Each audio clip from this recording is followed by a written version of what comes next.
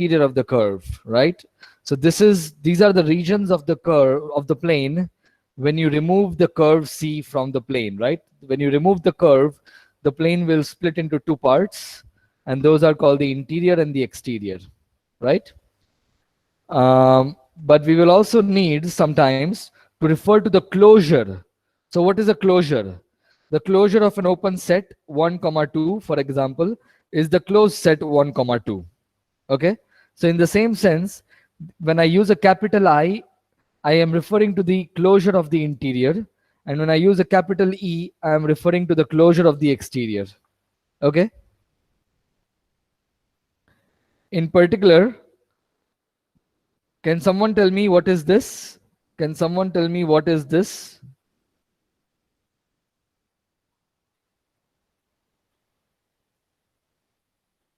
The curve itself. The curve itself. Thank you. Okay, so hopefully the notation is clear. When we use capital I and capital E, we are referring to the closure and not just the inside or the outside, right? We are including the curve. Good. Okay, I noticed while scrolling that my handwriting becomes, or I don't know, something changes drastically at some point. Let's see.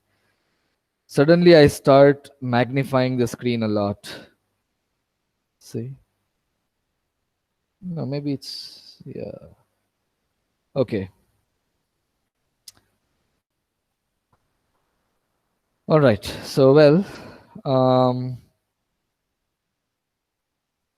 before I get started on going back to bridges of a cycle, I just want to say a few words about collaboration, right? So, a few students have asked me what exactly does it mean to collaborate. So, I want to make it very clear. The way I see it is the reason I would like you to be allowed to collaborate. Of course, you may choose not to collaborate, and that's totally fine. That's absolutely your choice, right? But the reason to allow collaboration is that so that you don't feel that you're completely alone in this course, right? Especially at a time of a pandemic, this is really hard. But more importantly, it's also to have to sort of encourage discussions, right? So when you work on a problem like this, when you work on a theoretical problem like this, you're going to be having a lot of different ideas. Many of those ideas are going to fail. Some of them might succeed, but they may not succeed immediately, right? You may have to work on it before they actually succeed. And when you have collaborators, you can bounce your ideas off them and you can have productive discussions, right? So that is the point of having collaborators. The point of collaborators is not so that you have 6 problems on an assignment and now the 3 people split the problems. Okay, you do the first 2, I'm going to do the second 2, and you do the last 2. That's not the point. Okay, that is actually missing the point of collaboration.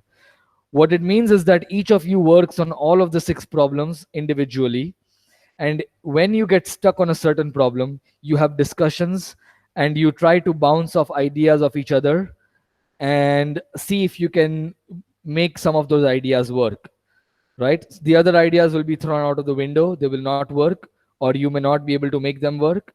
But eventually, you want to be able to have some ideas that seem to work, right? And so the whole point of collaboration is to have discussions. It is not to reduce the amount of work each person does, right? Each person should still attempt all of the 6 problems on their own. And as I said, the writing has to be completely independently. Okay, and we are going to be checking that. So make sure that while you are having these meetings, you're not taking down any written notes. Just have oral discussions, and then when you go back to being alone, that's when you should be able to write the solutions on your own in your own words. Okay, so please keep this in mind. Are there any questions regarding collaboration?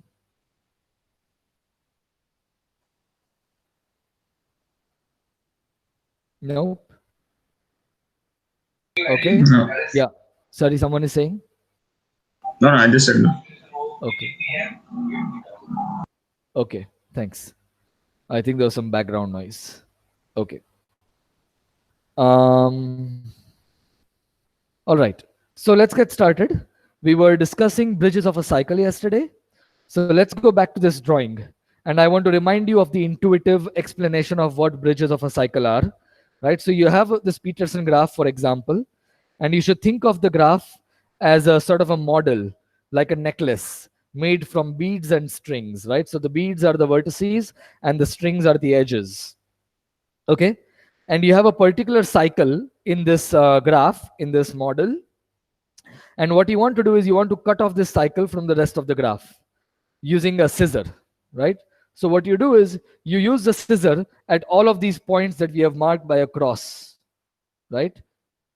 So we have marked some, I don't know, 1, 2, 3, 4, 5, 6, 7, 8, 9 points.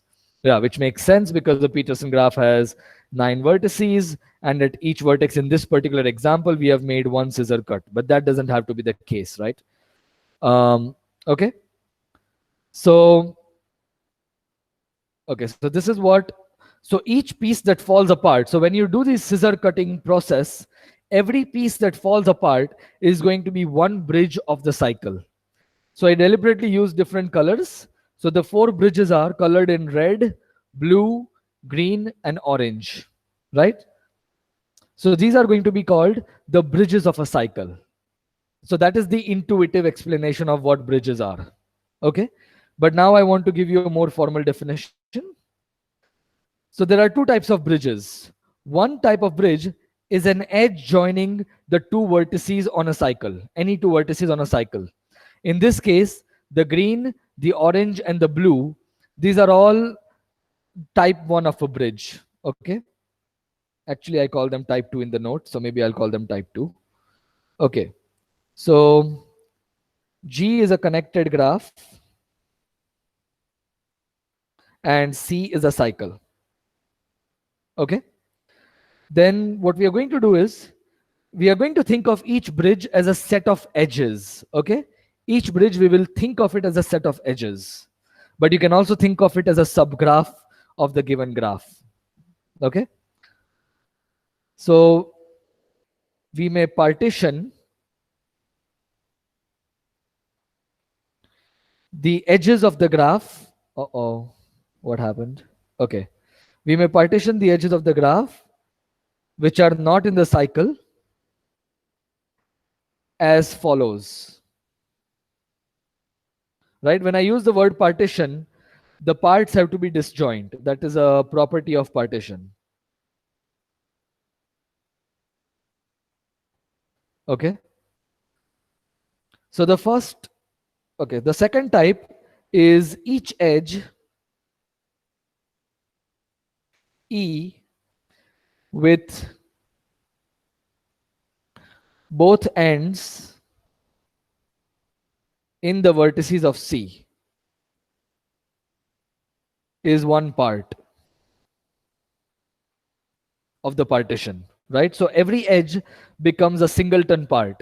Okay. So what is the part? It is just the single edge E. Okay. So that corresponds to the orange, the green, and the blue bridges in this drawing, right? They are just single edges of the graph which have both ends in the cycle. But the edge itself is not in the cycle because we are looking at this set. Okay. What is another type of bridge? Can somebody tell me what is the other type of bridge you see here?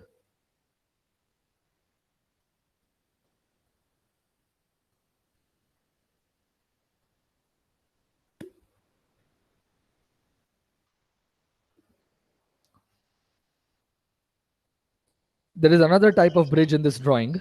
What is that? One vertex in C and another vertex in G minus C. Right, right. But it doesn't have to be just a vertex, right? It could also be a component.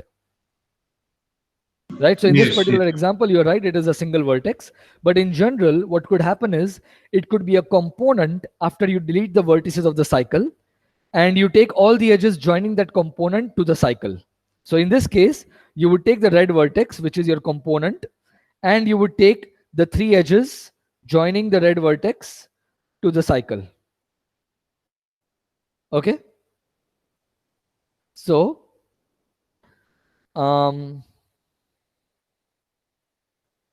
for each component, and I will need some notation, I will introduce that. for each component H of the graph minus the vertices of C, we get another part.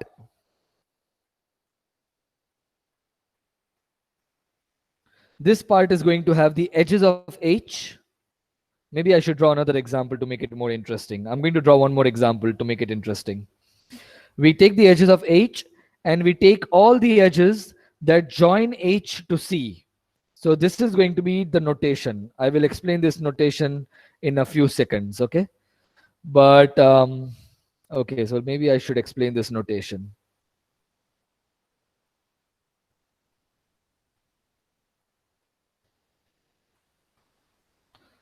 Let me make a more interesting example. So for any set of the vertices, for any set S of the vertices of a graph, for a graph G, partial of S is going to be the set of edges that have one end in S and other end in the complement of S. What is the complement of S? It is the remaining vertices, right? So to have a pictorial sense of this, if you take any vertices of the graph S, these are the remaining vertices. These are the edges that are called partial S. Okay? Fine. So what we are saying here is that if you get any component of the graph, you take all the edges in that component and you take all the edges joining the component to the cycle, right? Because, well, because all of the edges will have to go to the cycle because it is a component after deleting the cycle. Okay? So in this case, these are the three edges that are coming from partial of V. And V is equal to 9. Okay? Let me give you a more interesting example. Let's see. I have drawn a few examples. So let me pick one of these. Okay.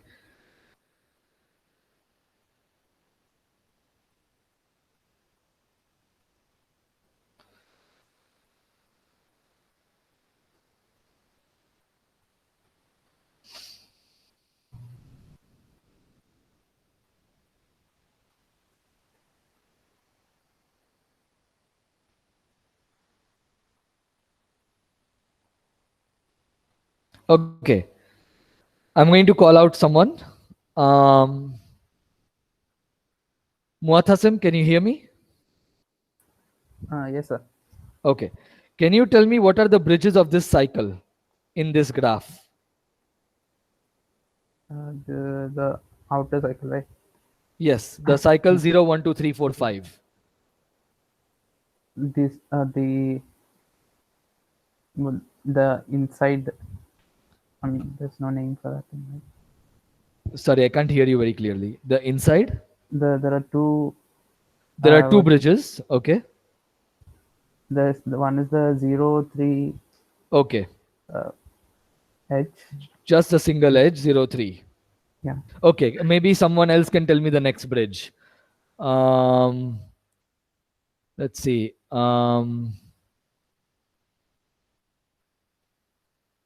Venkat, are you there? Venkat Nikhil?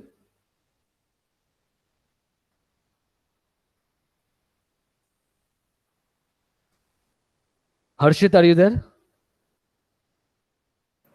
Yes, sir. Okay, so can you tell me the second bridge? So we have one bridge which is just the edge 0, 3. Yes. What is the second bridge?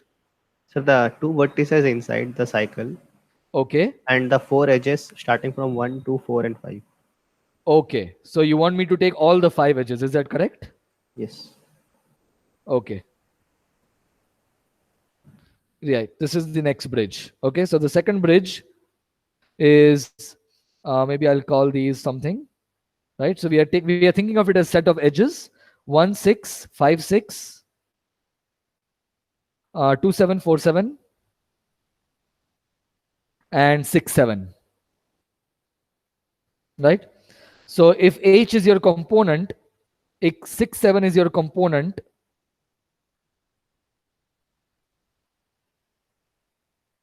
of G delete the vertices of C, then the edges of H are 6 7 and the edges in partial of H. So we have edges of H and we have the edges in the partial of the vertex set of H. And that is going to be these 4 edges, which will necessarily go to the cycle because this is a component after deleting the cycle, right? So these 4 edges are part of this set. Okay? Is everybody clear with the definition?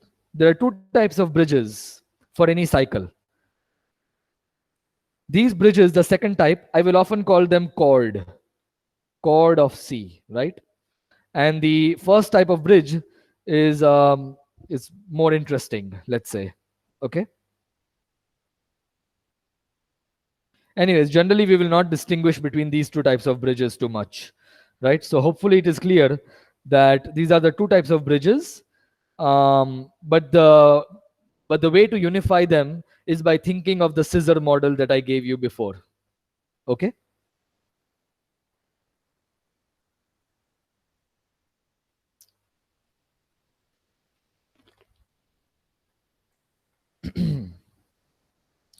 So why are bridges important? Why are bridges important when we discuss planarity? What exactly is the significance? I want to go back to why K5 is not planar. Okay? Remember, we discussed why K5 is not planar using the Jordan curve theorem.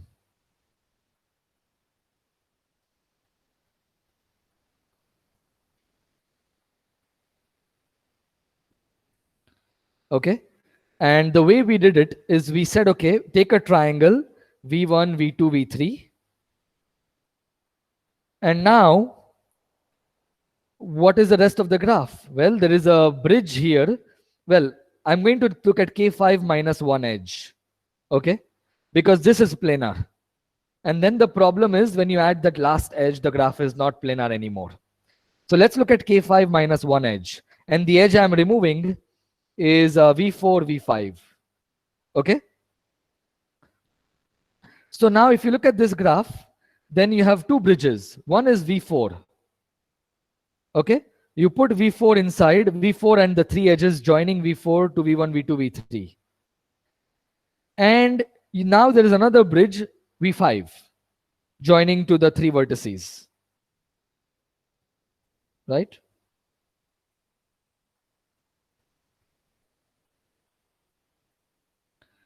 These 2 bridges, you observe that you have to put one inside the cycle C and you have to put one outside the cycle C.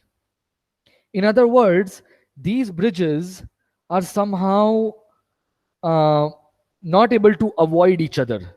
They are somehow interacting with each other in such a way that you can't put both of them inside the cycle. If you put one inside, you must throw the other one outside the cycle. Okay? So the 2 bridges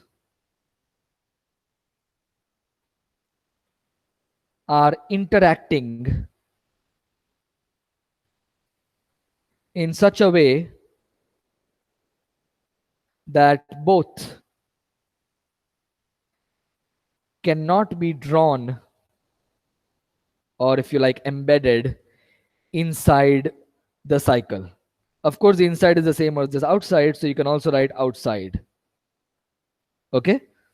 So you have to put one inside, you have to put the other one outside. And now, of course, the problem is when you add the last edge, you will cross the cycle because of the Jordan curve theorem and the graph is no longer planar. Right? Okay. Good. So this is one way in which two bridges can interact with each other in sort of non-harmonious manner, right? They are not compatible in some sense. One goes inside, the other one must go outside. Okay. What about K33 minus 1 edge? I'm hoping that you all tried to prove that K33 is non-planar. So what happens in K33 is you have a 4 cycle. Let me just draw K33 here. The standard drawing. V1, V2, V3, U1, U2, U3. Okay. And you draw it like this.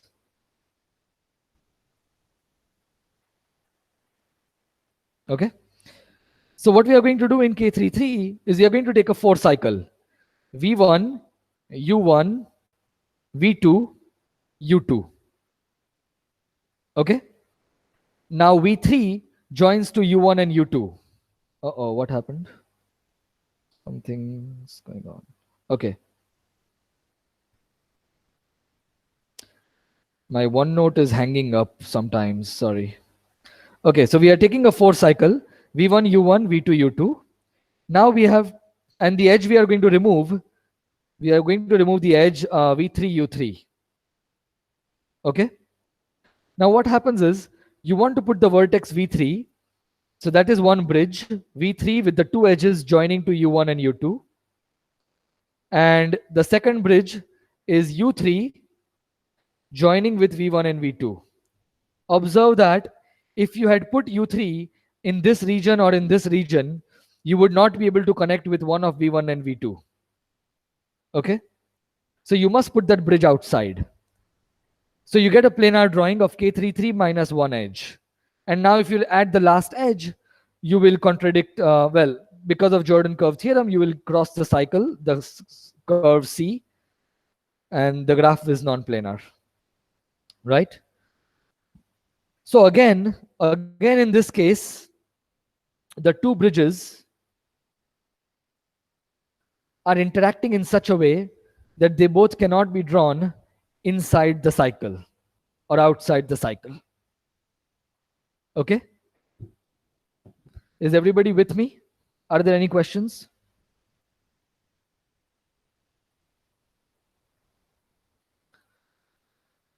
All right. So what we want to do now is we want to try to understand when are two bridges compatible in some sense. We are going to use the word they avoid each other. Okay?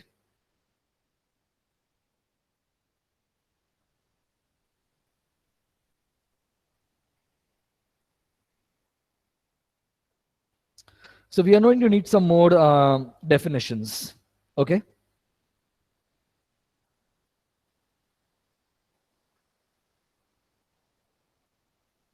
Yeah, my OneNote is really hanging up.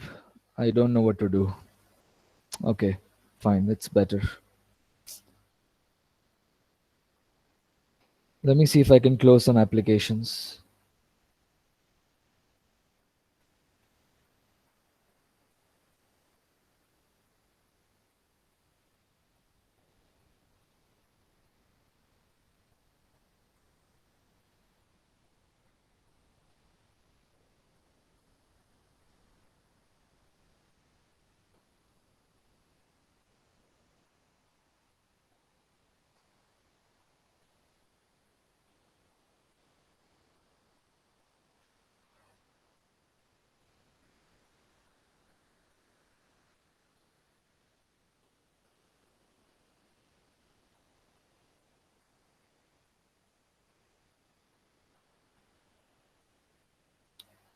Okay, can everybody hear me?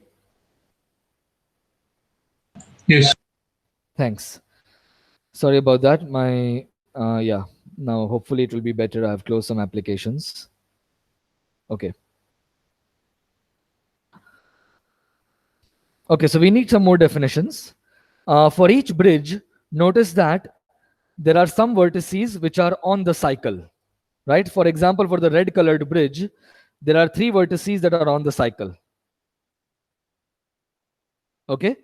Remember that a bridge is a set of edges But of course, you can also view it as a subgraph, which means you also will take the vertices that are part of those edges, right? Edges cannot be loosely hanging in graph theory, right? So you also, okay, are the notes visible to everybody? No. Oh, sorry. Um, okay, now?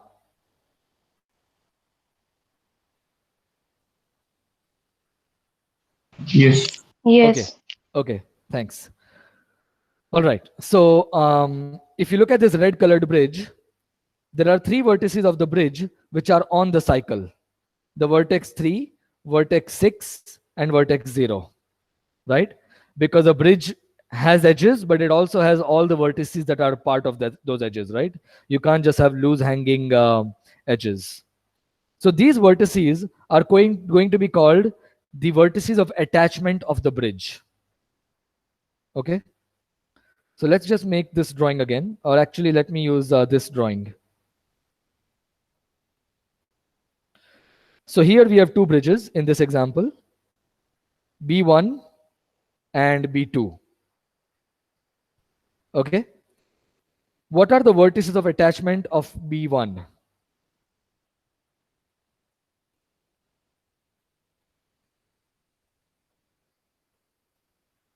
Can someone tell me what the vertices of attachment of B1 are? So this is B1. What are the vertices of B1 that are on the cycle? 0 Zero. and 3. Thank you. 0 and 3. What are the vertices of attachment of B2?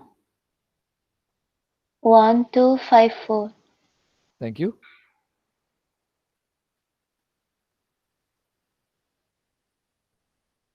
One, two, five, four. Okay, good. Okay, so I won't write down the formal definition. It should be clear what this means. Good. Right.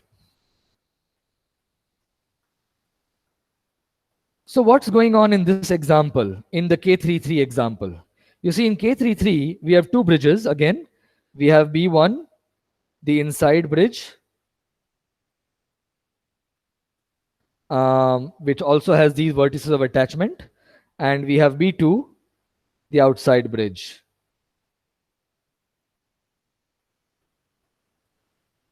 Okay. And what is happening is that on the cycle, on this particular cycle, B1 has two vertices of attachment that are like this, and then B2 has two vertices of attachment that are like this, right? So they appear on the cycle in an alternating order, right? This is a B1 vertex attachment. If you were to traverse the cycle, if you were to traverse the cycle in one direction, then you would first see a vertex of attachment of B1, then you would see a vertex of attachment of B2, then you would see a vertex of attachment of B1 again, and then you would see a vertex of attachment of B2, right? And intuitively, it is clear when this happens, you have to draw one bridge inside and the other bridge outside, right? This is actually how we prove that K33 is non-planar using the Jordan curve theorem, right? So whenever you have these vertices of attachment in an alternating fashion, then the two bridges cannot both be drawn inside or cannot both be drawn outside. One must go inside, one must go outside. Does that make sense? Yeah. Okay. So let's write down some definitions now. Okay.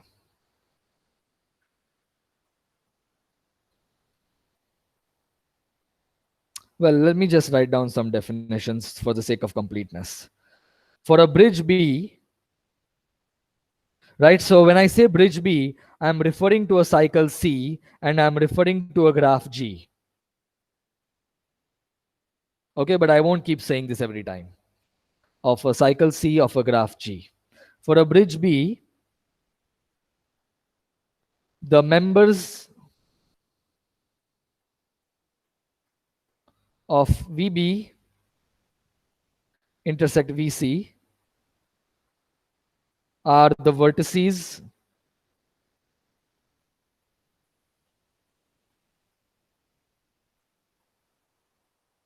of attachment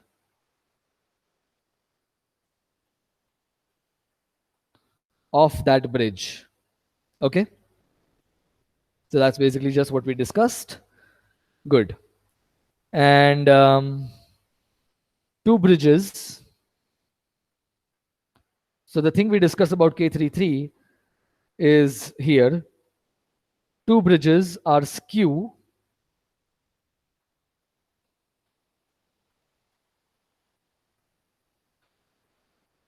let me see. Let me have some notation. Two bridges B1, B2 are skew if there are four, if there exists four vertices of attachment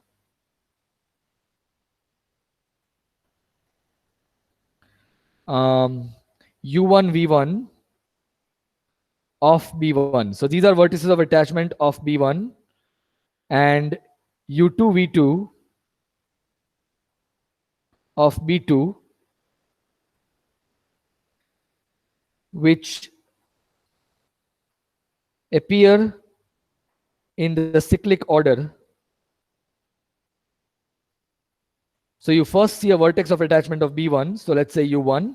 Then you see a vertex of attachment of B2, U2. Then you see again attachment vertex of B1, V1. And then you see V2. Okay? On the cycle.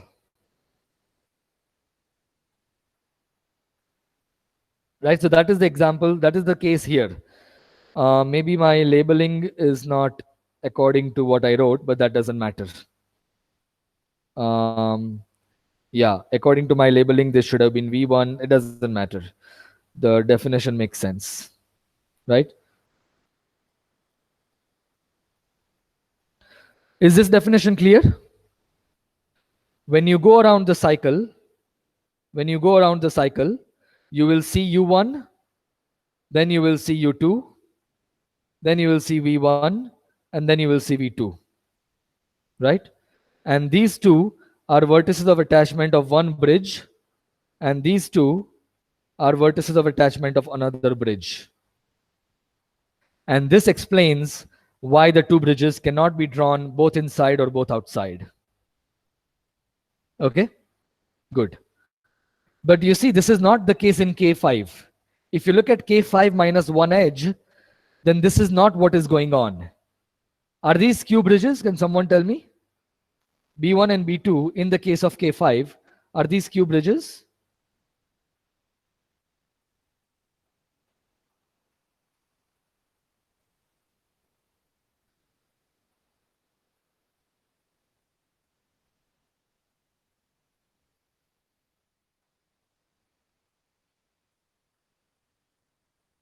Are B1 and B2 skew? No, No. Why? there are only three vertices. There are exactly three vertices of attachment in total. For them to be skew, you would in the first place need four vertices of attachment, two of B1 and two of B2 that are distinct, right? Because they appear in the cyclic order, right? So maybe I should actually write the word distinct. If there exists four vertices of attachment, four distinct vertices of attachment, yeah. Okay. So this is another type of two bridges that are in some sense incompatible, that do not avoid each other. If one goes inside the cycle, then the other one must go outside the cycle. Okay. So we are going to need one more definition for this. And it turns out that any two bridges that are in this sense incompatible, they have to be one of these two types. Okay, we will prove this. Okay. So a bridge with k vertices of attachment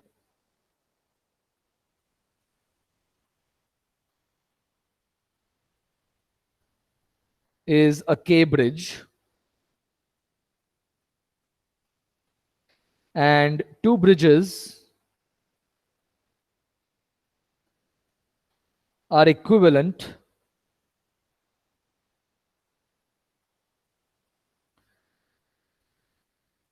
if they have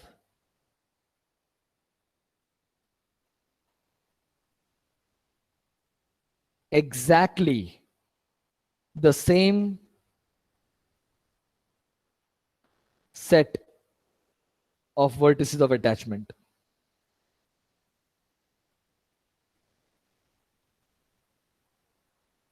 Okay. So now let's go back to our drawing. K5 minus 1 edge.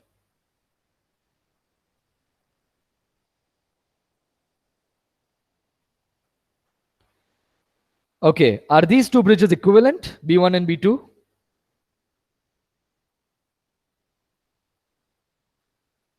Are B1 and B2 equivalent? Yes. Right.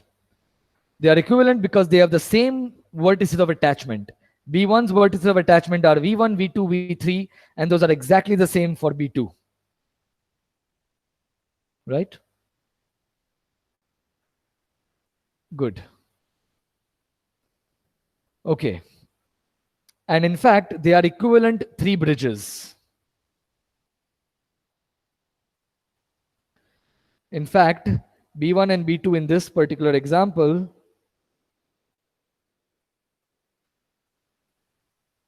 are equivalent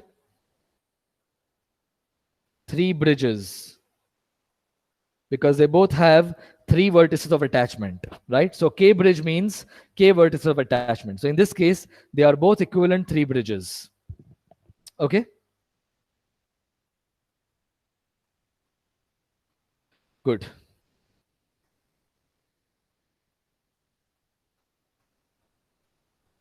Okay. All right. Now, I want to go back to, before we go to proving any proposition, I want to again discuss a more general scenario. Supposing I give you a cycle C, okay? And let me use a different color this time. Supposing there is this bridge. I don't know what is inside the bridge, but I am only going to look at this part.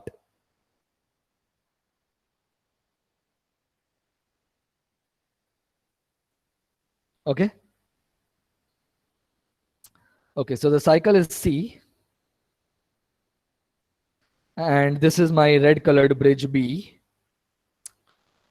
What I want to do now, let me give some numbers here to vertices. V1,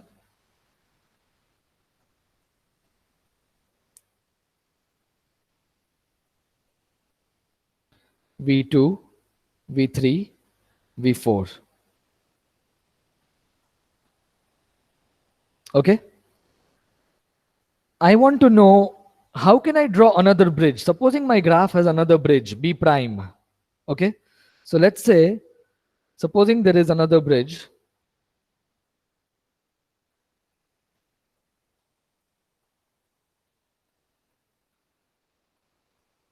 And assume that this is actually planar. Okay, so let's assume that whatever I've drawn here is a planar graph. Okay, it's a planar embedding. So maybe I should call it a plane graph. Okay, supposing there is another bridge, B prime. Okay, I want to draw this bridge inside the cycle. So this is the interior and this is the exterior. Okay.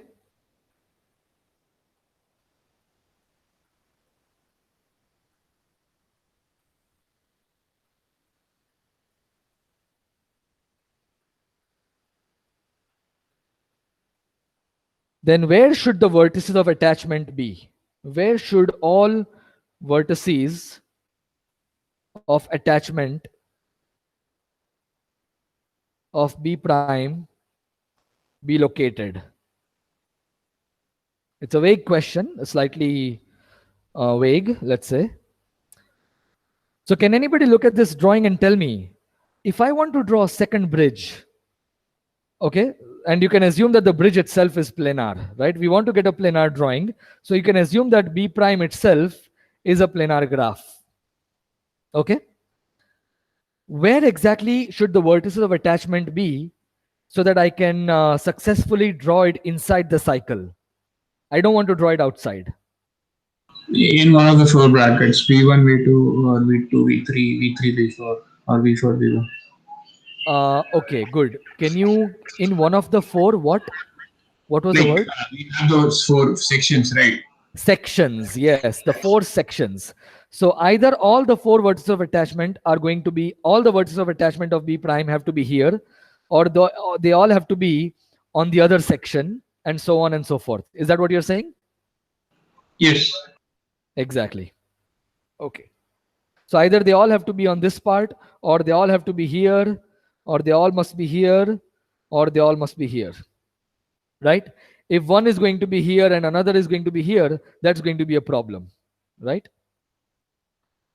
Or if one of them is V4 and one of them is V2, that is also going to be a problem. Right? Good.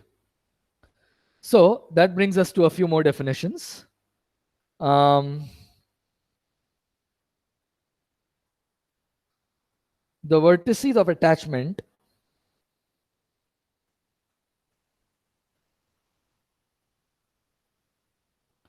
of a K bridge.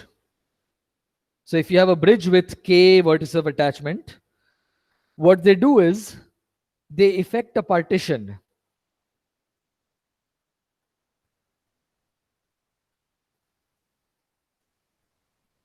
They effect a partition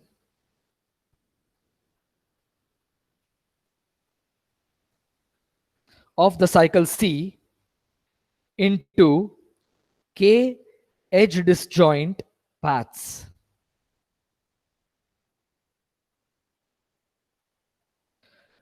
Called the segments of the cycle. So yeah, I apologize, there are a lot of terms, but hopefully I'm giving you intuitive drawings for each of the terms. K segments of the cycle with respect to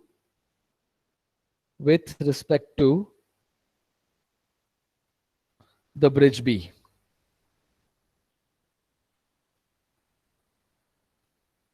So in this drawing, the four segments of the cycle are this path joining V1, V2, this path joining V2, V3, this path joining V3, V4, and this path joining V4 and V1. Okay? Good. Let's go to K33 minus 1 edge.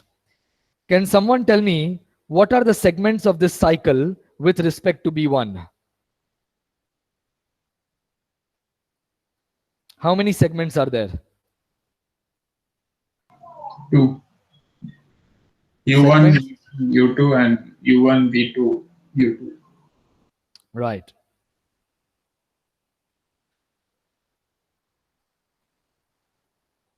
Segments of C with respect to B1. They are exactly 2. One of them is U2, V1, V1, U2, V1, U1, and the other one is U2, V2, U1. Okay? Is everybody on the same page? Are all these definitions clear?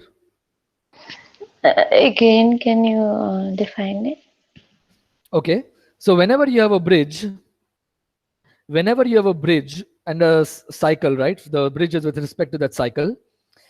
You look at the vertices of attachment, and what will happen is that it will break the cycle into some edge disjoint paths, right? So the first path in this example is joining V1 and V2. The second path is joining V2 and V3. The third one is joining V3 and V4. And the last one is joining V4 and V1. Is this example clear? Yeah. Now Okay. I understand. Okay. Yeah. And in particular, if you have a cycle and a bridge with exactly 2 vertices of attachment, then your two segments will be these two edge disjoint paths. This is the first path P1 and this is the second path P2. Is that clear? Yes, yes. Okay, good. All right. So these are the segments, and what we observed earlier is that if you want to draw a second bridge, if you want to put a second bridge somewhere in this drawing, but you want to keep it inside the cycle, you don't want to draw it outside the cycle, then what must happen is that all the vertices of attachment of this bridge must be on a particular segment with respect to the previous bridge. Okay? If one vertex of attachment is here on this segment and the other vertex of attachment is here, then you will have to draw the second bridge outside. Okay? So that brings us to, okay, two bridges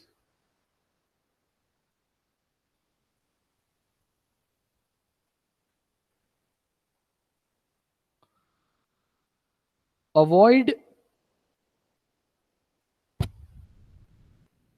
let's see, each other. They avoid each other if all the vertices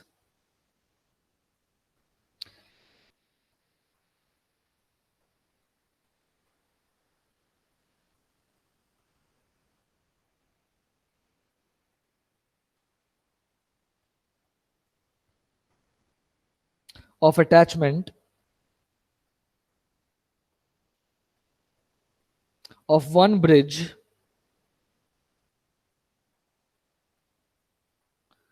lie in a single segment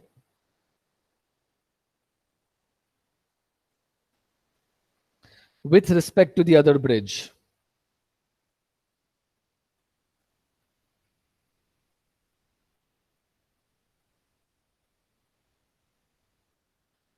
Okay? And otherwise, if they don't avoid each other, then we will say that they overlap.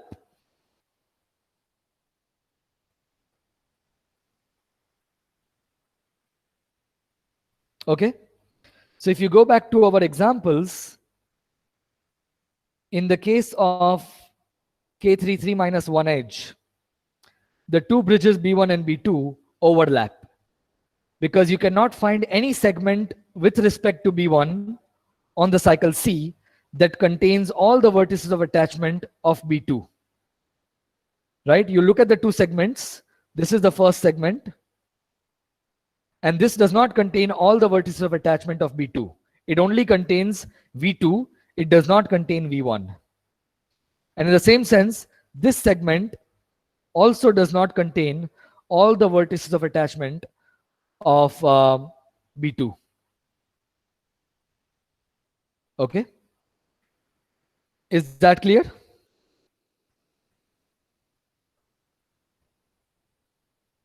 Yes, yes. Okay, thank you. If you look at K5 minus 1 edge, again, there is the same problem. What are the segments? This is one segment for B1. This is another segment with respect to B2. And this is a third segment with respect to B1. And none of these three segments contains all the vertices of attachment of B2 because B2 has three vertices of attachment, the same as B1, right? And all the segments have only two vertices of attachment, have only two vertices, right? So this is the same problem in K5. Is everybody on the same page? Is everybody following this part? Yes. Okay, good. So it's already 8:50. What we will prove tomorrow is the following.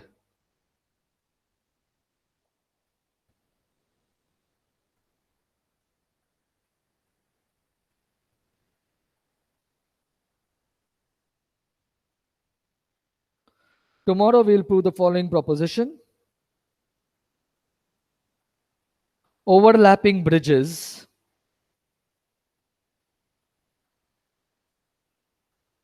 are either skew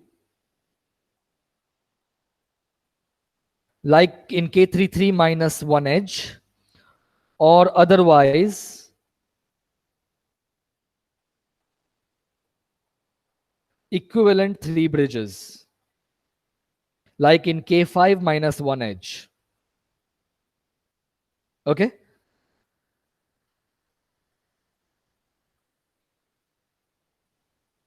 Try proving it on your own. Try proving this on your own.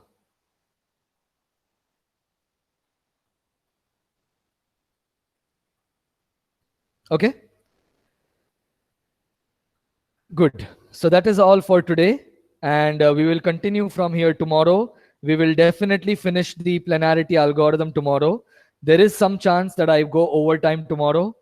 So please, if your schedule permits, please attend the overtime.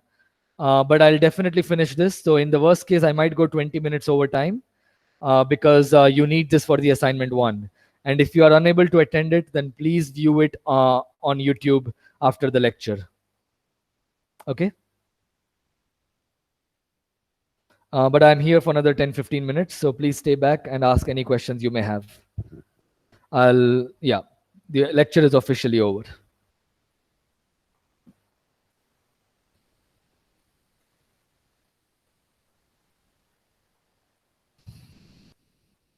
Thank you.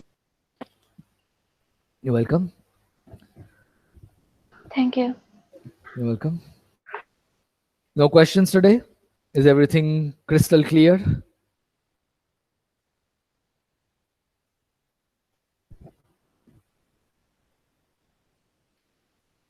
Okay.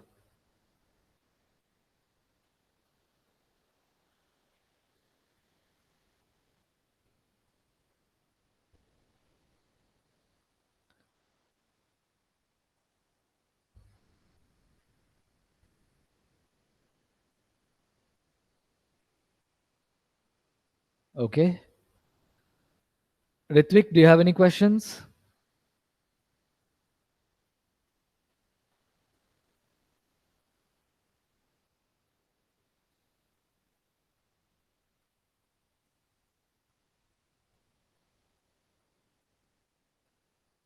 Ritvik, any questions? No, sir. Actually, my screen froze. That is why I was Oh, okay. unable to Okay. exit. I Thank you, understand. sir. You're welcome. Thank you. Sai N, are you there? Do you have any questions?